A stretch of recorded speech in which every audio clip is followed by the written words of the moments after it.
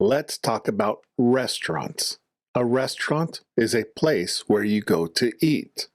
There are many kinds of restaurants: Japanese, Italian, Chinese, or food from other countries too.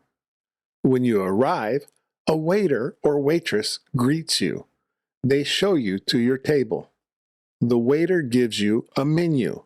The menu shows all the food and drinks the restaurant has. You read the menu and choose what you want. Sometimes it is hard to decide because everything looks good. When you are ready, you can order.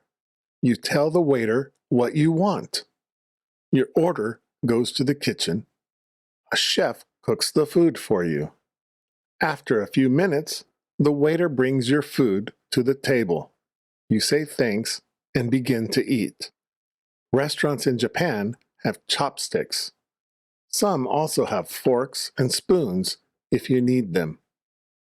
When your meal is finished, you can order dessert.